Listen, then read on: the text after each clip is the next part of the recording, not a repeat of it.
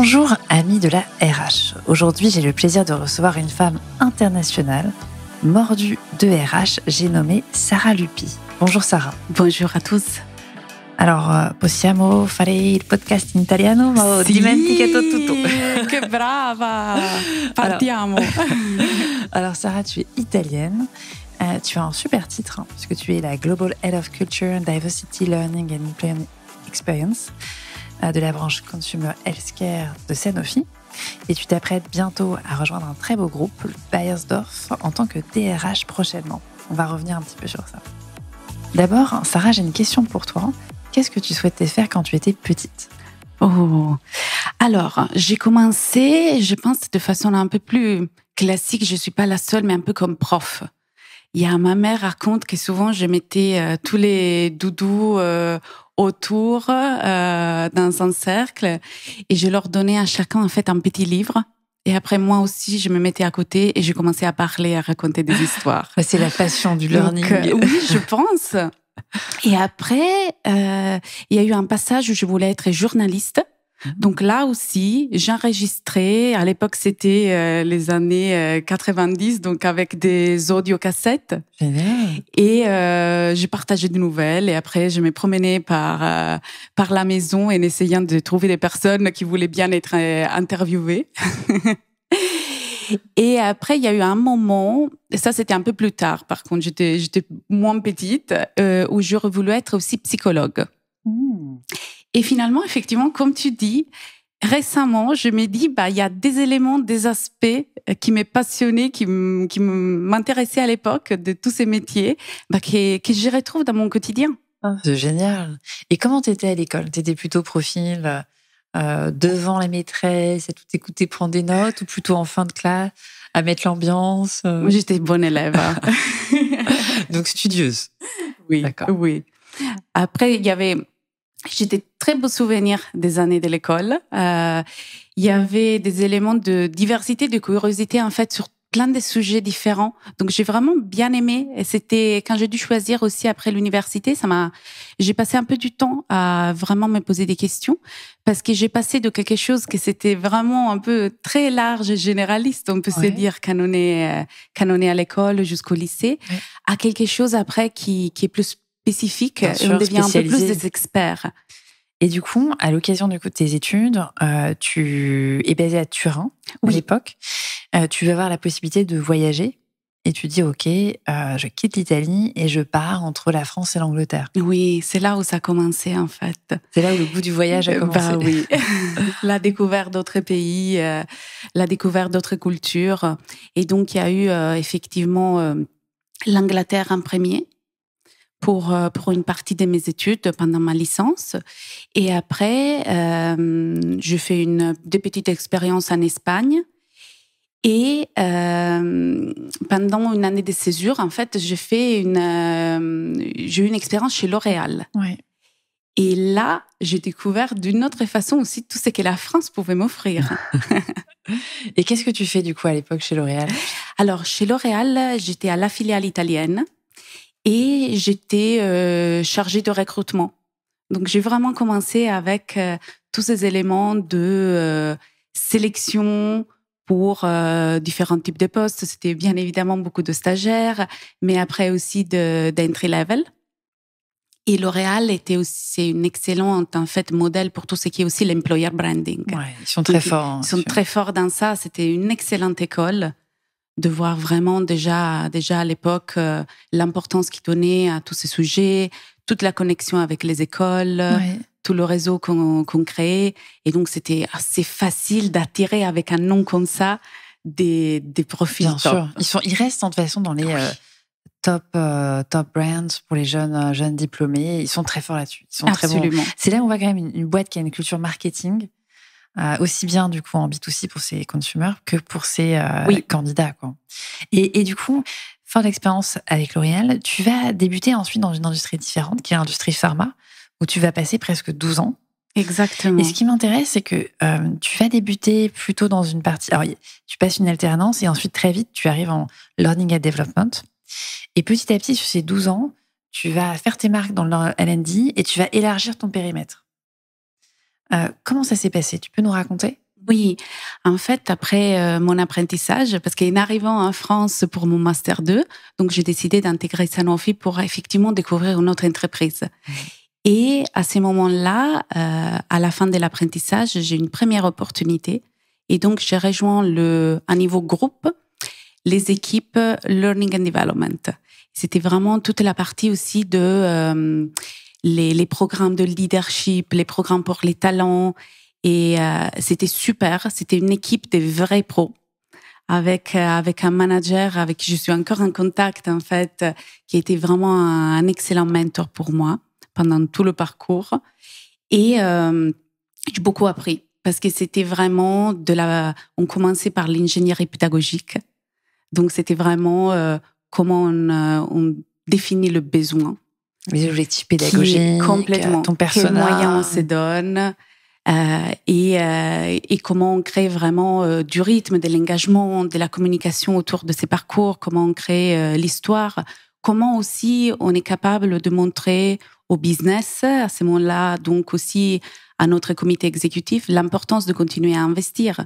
Donc, il faut amener des preuves de l'impact que tout ça peut avoir. Absolument. Et comment ça se passe? Parce que tu vois, là, dans ton poste actuel, donc tu as à la fois la culture, la diversity, le L&D, l'employee experience. Tu as élargi ton périmètre et demain, du coup, tu vas, dans quelques semaines, devenir DRH. Est-ce que tu avais en tête, tu t'étais dit, OK, je commence par le learning et petit à petit, je vais élargir mon périmètre? Parce que finalement, là, il te manque que la paye et les relations sociales et tu avais déjà finalement le périmètre. Comment les choses se sont faites? Tu avais déjà un plan de carrière dans ta tête ou les choses se sont faites un peu plus spontanément? Alors, il y a des opportunités qui sont arrivées, mais je crois vraiment qu'après, c'est à nous de saisir et de savoir saisir les opportunités. Moi, je savais assez tôt qu'il y a beaucoup de sujets qui font partie un peu plus de center of expertise, comme ça peut être aussi toute la partie learning, culture, transformation, qui vraiment m'est passionnée et m'intéressait. Mais je voulais aussi avoir des vraies expériences un peu plus terrain et de généraliste. Et je crois vraiment beaucoup au moins pour mon plan de carrière, dans l'alternance entre les deux. Parce que ça permet vraiment de comprendre, d'un côté, de garder une vraie proximité avec le business, d'avoir aussi une compréhension de quels sont les besoins de nos partenaires, business partners, quand on est vraiment dans la fonction RH. Et donc, je pense qu'on arrive aussi à communiquer, à engager différemment et le business et nos collègues RH, quand on a vu en fait les deux facettes. Tu es crédible en fait, tu es beaucoup plus écoutée aussi. Hein. Oui, tu connais leurs besoins, tu as été de ce côté-là aussi. Excellent. Donc tu t'es dit, ok, finalement, tu cherches une alternance entre les deux et tu vas passer des fonctions plutôt d'expertise, je le disais, à des fonctions business. Oui. Et c'est pas difficile pour toi de faire ce changement un peu de cerveau à chaque fois, parce que c'est pas tout à fait les mêmes prismes, les mêmes priorités? Oui, c'était... Alors, ce qui m'avait motivée, c'est qu'au moment donné, j'avais eu une opportunité. Arrivée aux États-Unis en 2018, Sanofi venait d'acheter une nouvelle boîte. Et en fait, j'ai beaucoup travaillé sur l'intégration de cette entreprise. Et ça a été un projet passionnant. Je venais de débarquer. Donc déjà, c'était un nouveau pays, une nouvelle culture. Et en plus, c'était vraiment une nouvelle entreprise. Et on s'est questionné sur comment on va faire en sorte qu'on l'intègre au sein de Sanofi, tout en laissant le côté de innovation qui nous avait en fait motivés à les intégrer à nous. Donc, c'était vraiment passionnant de travailler avec les leaders de cette organisation et les leaders de Sanofi pour vraiment identifier quels étaient les talents, comment intégrer dans notre organisation, comment apprendre d'eux aussi, pour prendre certains éléments de leur culture et les infuser chez nous. Et à l'époque, j'étais surtout dans la partie R&D, donc recherche et développement. Donc, vraiment, comment reprendre les éléments clés d'une petite boîte chez nous. Parce que c'est souvent un des risques lors des acquisitions, même lorsque tu acquiers finalement des talents, le brand acquire, ton vrai risque, c'est de tuer un peu dans l'œuf l'état d'esprit, le côté un peu start-upper, innovant, avec parfois la lourdeur et la force d'un grand groupe. Et là, vous avez réussi du coup à conserver un peu cette magie à cette époque. Oui, c'est exactement ça. L'enjeu est tout à fait là. Il faut trouver le juste équilibre parce qu'après, effectivement, surtout avec un groupe Sanofi qui reste un groupe très centralisé, il faut trouver le juste équilibre entre garder cette âme un peu start-up et dynamique qu'on peut avoir dans une jeune et plus petite entreprise avec effectivement la puissance aussi qu'un grand groupe avec des process et des cadres aussi définis et solides peut aussi donner pour impulser et aller encore plus loin. Et donc ça, si je reprends ta chronologie, donc tu commences dans L&D, ensuite tu ajoutes cette brique culture. Oui. Et après, du coup, tu enchaînes avec... l'expérience business. L'expérience business, oui. Du coup. Et après le business, tu ajoutes quoi comme brique? D&I ou... Après le business, en fait, c'était effectivement des années aussi très intéressantes et passionnantes. Et comme je te disais, ça m'a permis de voir qu'est-ce que ça veut dire d'être aussi de l'autre côté, quels peuvent être les enjeux d'un manager. J'ai travaillé avec un des general managers aux États-Unis et c'était voir aussi quelles étaient ses inquiétudes, qu'est-ce qui recevait en termes d'outils, de support, des demandes aussi, dès la fonction RH, mais aussi d'autres fonctions. Parce qu'effectivement, même aujourd'hui, c'est un des enjeux qu'on a, c'est tout ce qu'on met sur les épaules des middle managers, mais aussi des leaders. Et c'est très dur. Mais il y a aussi effectivement quelque chose à faire là pour bien les équiper. Et ces années, ils m'ont donc appris à avoir ces regards, mais ils m'ont aussi montré que finalement, ma passion était vraiment pour la partie ressources humaines, dans le sens large. C'était vraiment le développement des personnes. Bien sûr. Donc, je me rappelle qu'à un moment donné, il m'avait proposé de coordonner un projet sur des parcours de carrière dans la partie commerciale de l'organisation. Et en fait, j'avais repris ça avec une énergie. Et là, je me suis dit, non, c'est ça que je veux faire. Passion, quoi. C'est vraiment ça que je veux faire. Et c'est à quel moment que tu as commencé, du coup, à t'intéresser à l'employee experience, la partie D&I? C'est venu un petit peu plus tard? En fait, quand j'avais décidé donc de revenir sur un poste ressources humaines, j'avais commencé à reprendre contact avec la fonction. J'étais jamais trop loin, il faut dire, au sein de Sanofi. Mais et donc il y avait cette possibilité, il y avait ces postes qui étaient ouverts. Et ce qui m'avait vraiment très intéressé beaucoup à l'époque, c'était le fait que c'était dans cette division. Sanofi Consumer Healthcare, qui est la partie santé grand public. Et en fait, donc moi, j'ai rejoint cette business unit en début de 2022. Et mes collègues, ils travaillaient déjà depuis plus ou moins 1 an et demi sur ce qu'on peut appeler le carve-in. En fait, ça avait été annoncé début 2020 que Sanofi qu'en fait Sanofi Consumer Healthcare allait être une organisation stand-alone.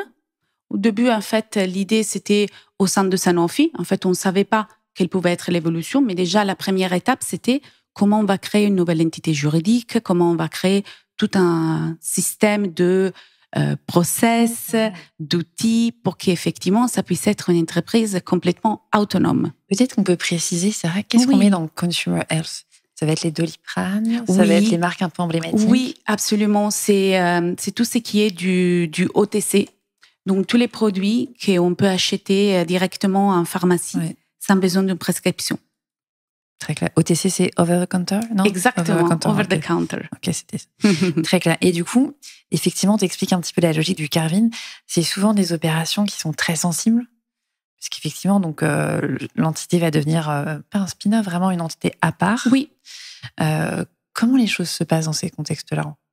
Il y a beaucoup de dialogues, beaucoup de discussions. Comment tu... En fait, déjà, donc, Sanofi l'avait annoncé de façon très ouverte à début 2020. Et au moment du lancement d'une nouvelle stratégie vraiment pour la boîte, ça, c'était un des points.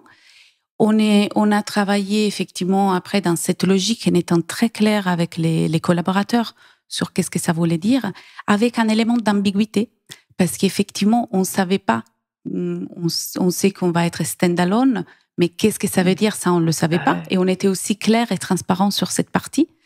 Et très récemment, il y a quelques semaines, il y a eu donc un communiqué de presse dans lequel, en fait, on passe de cette carve-in qui donc c'est une séparation, mais tout en restant au sein de la société, à un carve-out. Donc, on se prépare, on sait qu'au plus tôt, à l'horizon fin 2024, il pourrait y avoir après un changement qui peut être, selon ce qui dit aussi le communiqué de presse, très probablement la création d'une nouvelle entreprise. Et on parle, juste pour donner un petit ordre d'idée, de peu près combien de collaborateurs dans cette entité? On est quoi, sur 10 000? Et on est exactement sur ça, c'est 10 000 collaborateurs, presque dans tous les pays du monde. Donc, il y a des pays dans lesquels on a des distributeurs, mais on a quand même... Donc, nos produits sont vraiment presque partout dans le monde. Tout le monde a pris un jour du Doliprane. Oui. Nos collaborateurs, ils sont dans 45 pays. Donc, on a vraiment des filiales dans environ 45 pays. Et du coup, derrière, il y a quand même une ambition qui était aussi de créer un champion sur ces sujets très spécifiques. Oui, donc c'est ça qui m'avait motivée vraiment à prendre le poste. Déjà, c'était une création de poste. Donc, ça veut dire aussi qu'il y avait vraiment une volonté de mettre l'accent sur tous ces sujets. Mon manager, il venait d'une expérience chez Mars. Donc, c'est aussi une excellente école. Ouais. Donc, j'ai énormément appris de lui, de l'impostation, en fait, qu'il a eue par les expériences passées aussi. Et ce qu'on a créé, c'était vraiment pour préparer cette carve-in et après carve-out. Déjà, on est passé aussi pour se demander de qu'est-ce qu'on a besoin de faire évoluer en termes de culture d'entreprise, en termes de valeurs, en termes de comportement. Et c'est là où, tout en restant au sein de Sanofi, parce que pour nous, c'était important aussi de garder une cohérence avec ça. On a commencé petit à petit à prendre nos marques et à faire notre chemin. Excellent. Et quel type de population, quel type de métier? C'est plutôt des sites industriels? C'est plutôt des populations sièges? On a vraiment tout. Donc, la moitié environ, c'est des sites industriels.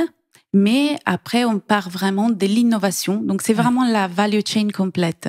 Et c'est pour ça qu'on est prête après à être une organisation à part, parce que on part vraiment donc toute la partie aussi l'aspect scientifique qu'il y a autour de l'innovation pour ces produits et la recherche de qu'est-ce que ça veut dire aussi l'innovation.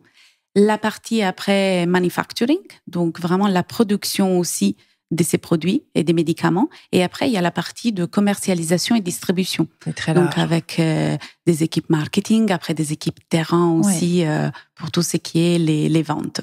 Et on disait, du coup, vous êtes sur des produits qui sont vraiment emblématiques. Qu'est-ce que ça change de travailler pour une entreprise dont les produits sont utilisés au quotidien?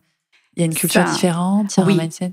Ça change pour différents sujets. Déjà, si je regarde la partie Sanofi Consumer Healthcare, on parle presque du FMCG. En fait, nous, on l'appelle FMCH, Fast Moving Consumer Healthcare.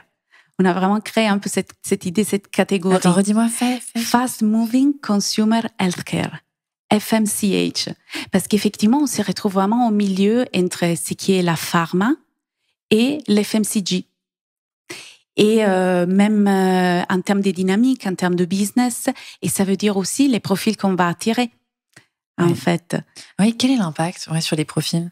En fait, c'est déjà les profils. On avait déjà, nous, cette division existait déjà, ces produits existaient déjà au sein de Sanofi avant, mais quand on a commencé à créer cette division, bien évidemment, on s'est rendu compte aussi de est-ce qu'on doit pousser plus? Est-ce qu'il y a des aspects, certaines façons aussi de regarder au business, de concevoir le business model, d'interagir avec le consommateur, de mettre le consommateur au centre, qui est différent que mettre le patient, en fait, au centre. Oui, est-ce que tu choisis une approche plutôt médicale ou plutôt marketing en public? Exactement. Donc, c'est toutes ces questions qu'on s'est posées. Et en fait, aujourd'hui, on a un excellent mélange entre des collaborateurs qui viennent aussi d'une expérience pharma d'avant et des collaborateurs qui viennent et qui nous apportent aussi une expertise dans tout ce qui est le fast moving, le mass market. Et c'est vraiment de ces mélanges qu'on arrive après à... Donc, je caricature, tu pourrais presque avoir aussi bien des gens qui viennent de Pfizer que de Coca-Cola, quoi. Mais c'est exactement ça. C'est exactement ça. Oh, ok. Et c'est pas trop difficile de créer une culture commune, justement, avec des profils aussi différents? En fait, on a vraiment créé, déjà, on crée tout ça autour de nos brands, parce que c'est vraiment le brand est vraiment clé. Donc, toute l'organisation et aussi l'aspect culturel, mais le modèle opératif aussi, est vraiment autour de nos marques. Et ce qui d'ailleurs sur ça nous rapproche à une entreprise de FMCG, du mass market. C'est une organisation qui fait penser un peu à L'Oréal. Tu sais, L'Oréal qui a un peu son organisation matricielle, pays, marque. Oui. Ouais. Il y a des aspects qui sont similaires, effectivement. Super intéressant. Et donc, la marque est vraiment au cœur de tout ça. Et on est au service de la marque parce que derrière ça, il y a le consommateur et ses besoins. Et en termes de culture, nous, on avait fait des assessments. Déjà, on a les résultats de l'enquête qu'on fait de façon annuelle. Oui. Après, on a essayé aussi de faire des focus group pour écouter plus nos collaborateurs à tout niveau de l'organisation, vraiment pour toute fonction. On a vraiment pris tous les aspects de la diversité pour s'assurer qu'on puisse écouter vraiment un échantillon qui soit représentatif de nos collaborateurs. Et sur la base de ça, un alignement avec le comité de direction qui était vraiment très engagé sur ces sujets, on est arrivé à identifier quels sont les 4 comportements qui, pour nous, on croit vraiment qu'ils peuvent nous aider à faire la différence et à se différencier des autres dans ces process où on va s'élancer et créer une nouvelle organisation. Donc, super intéressant. Donc, il y a vraiment ce mix finalement entre une boîte pharma, mais aussi très consumer. Et tu parlais tout à l'heure de diversité et d'inclusion. Je sais que c'est aussi quelque chose qui a été dans ton périmètre. Comment est-ce que tu l'adresses? Parce qu'on est sur un groupe qui est très international, culture très différente, profil très différent. Comment est-ce que tu arrives à en faire une force pour attirer des talents? Oui, alors c'est une excellente question en fait. Quand je regarde ces sujets D&I, donc diversité, équité, inclusion, je pense toujours qu'il y a des éléments de la diversité que c'est important aussi de gérer à niveau local. Parce que c'est vrai que ce qui peut être un élément de diversité très important dans un pays peut ne pas l'être dans l'autre. On a aussi des sujets après légaux. Bien sûr. Donc, que ça change de chaque pays. L'homosexualité est interdite dans certains pays du Moyen-Orient. Aux États-Unis, on peut parler d'ethnie, on peut avoir vraiment des quotas sur l'ethnie, chose qu'on ne peut pas faire dans beaucoup de pays européens. Aux États-Unis, on ne parle pas de l'âge. Chez nous, c'est quelque chose qu'on peut dire très facilement. Donc, c'est pour ça. Et après, c'est aussi le contexte. Il y a beaucoup d'éléments d'historique qui peuvent expliquer certaines choses. Mais plus que l'expliquer, c'est aussi quels sont les moyens qu'on se donne et qu'est-ce qu'on met en place. Donc toi, ta stratégie, c'est plus de dire une politique un peu globale et des adaptations locales? Oui, pour la partie diversité, oui. Après, je pense que sur la partie inclusion, là, c'est vraiment important qu'il y ait une culture qui soit globale. Et là, vraiment, on peut pousser beaucoup plus sur qu'est-ce que c'est d'être un leader inclusif. Qu'est-ce que c'est d'être aussi un collaborateur inclusif? Parce qu'on joue tous un rôle, c'est pas que les managers ou les leaders sur ces sujets et sur pousser pour le changement autour de ce sujet. Donc, on a vraiment, même symboliquement, on a lancé des nouvelles façons de créer une job posting, que ce soit beaucoup plus inclusif aussi avec le langage qu'on utilise.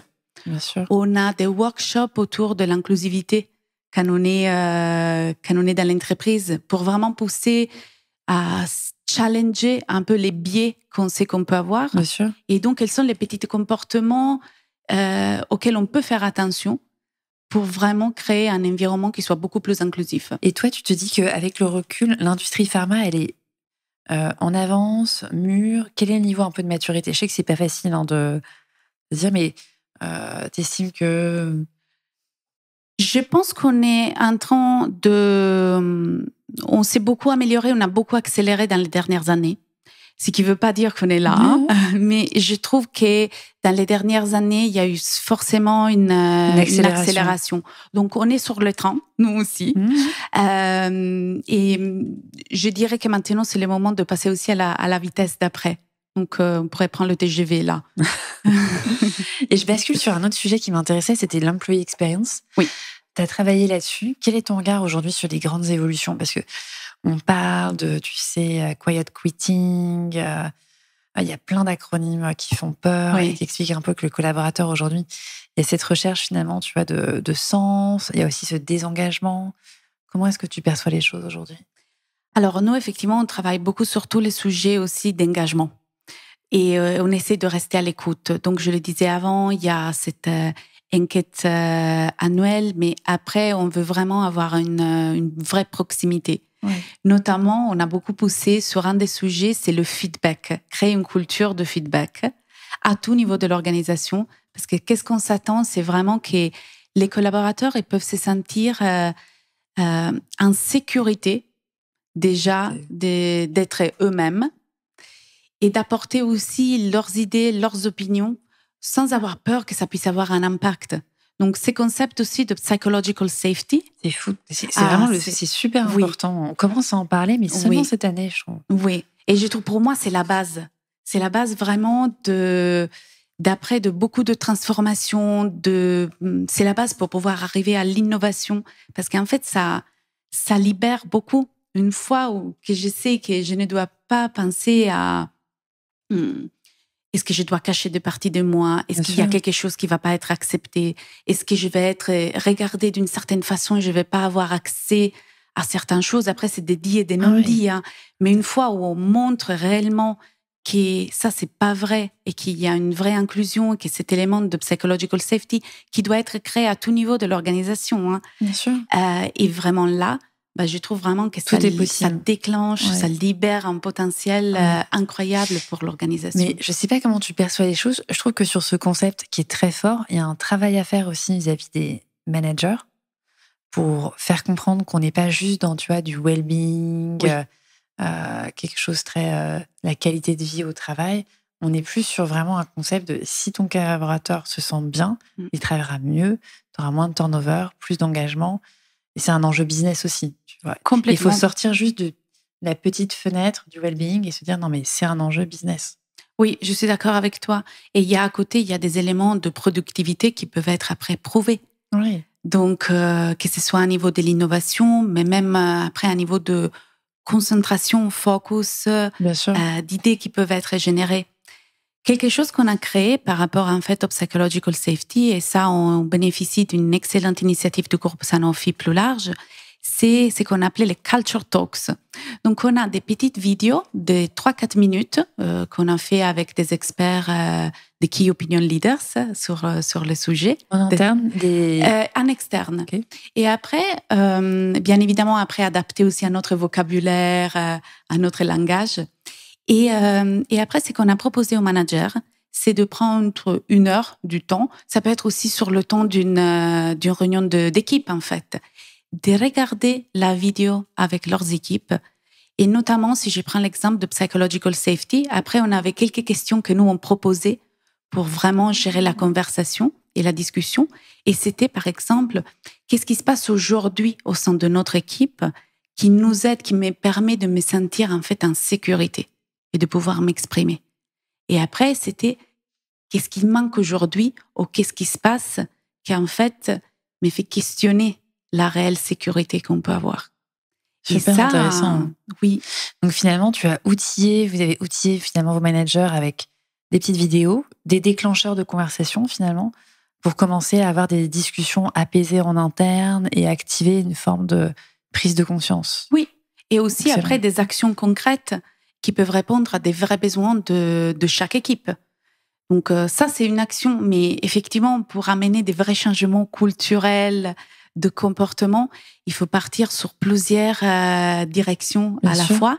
Il faut être patient aussi, parce que ça demande, le changement demande quand même du temps. Bien sûr. Donc il y a différentes phases, et ça, c'était une des actions qu'on a menées. Et comme je t'ai parlé du feedback avant, forcément, cet élément de psychological safety est vraiment à la base.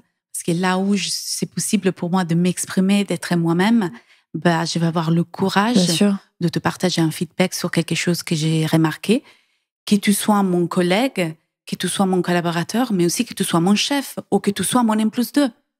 Bien sûr. Et du coup, là, de façon un peu plus générale, Sarah, donc on a balayé un petit peu, tu vois, les grandes expertises, pour reprendre tes mots, que tu as pu adresser récemment, employee experience, diversity, culture. Quel est finalement, tu vois, le conseil que tu donnerais à quelqu'un qui veut suivre une trajectoire du learning jusqu'aux ressources humaines, puisque toi, tu accèdes au poste de DRH prochainement. Comment tu construis ce type de carrière?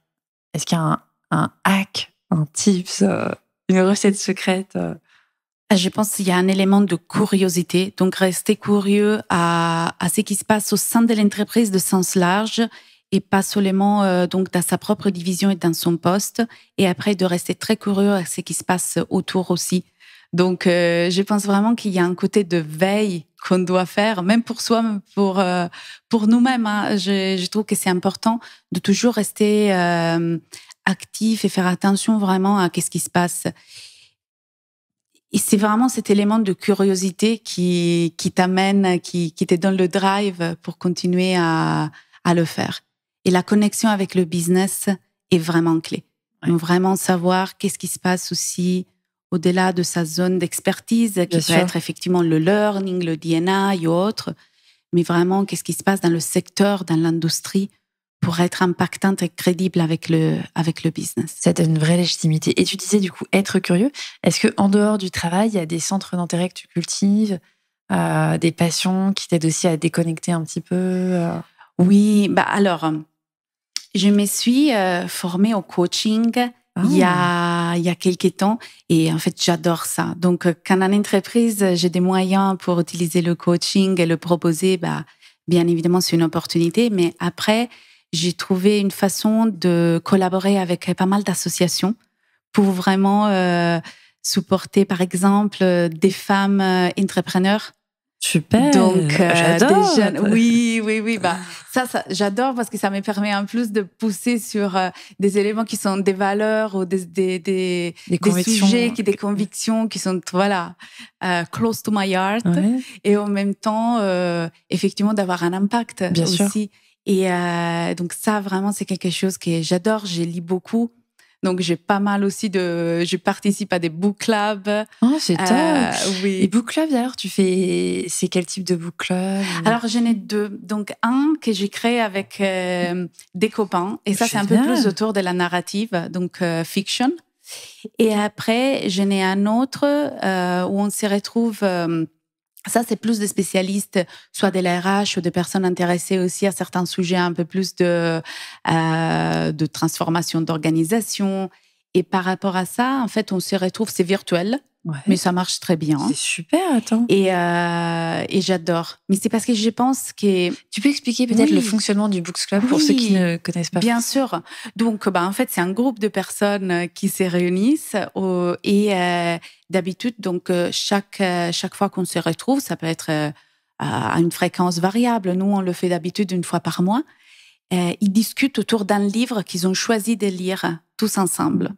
Et donc, ça permet en fait après de partager des impressions, des idées, d'aller aussi un peu plus les loin. lectures. Absolument. Ouais. Absolument. Et moi, ça, c'est quelque chose que j'adore parce que même si on pense au learning, tout ce qui est autour de peer learning, c'est quelque chose qui est très important pour moi. Et ça marche très bien avec mon approche pédagogique à moi. Ouais. Donc, la possibilité d'échanger avec d'autres personnes, de discuter, je trouve ça tellement enrichissant, mais ça m'aide vraiment à pousser aussi ma pensée et mon regard sur les choses différentes. Parce que moi, ce que je trouve parfois frustrant, c'est qu'on peut lire un livre, mais le fait de devoir ensuite le raconter ou l'expliquer, on s'en souvient mieux, déjà. Et ça pousse à t'approprier ce que tu as compris, à formaliser. C'est une autre expérience. Oui, absolument.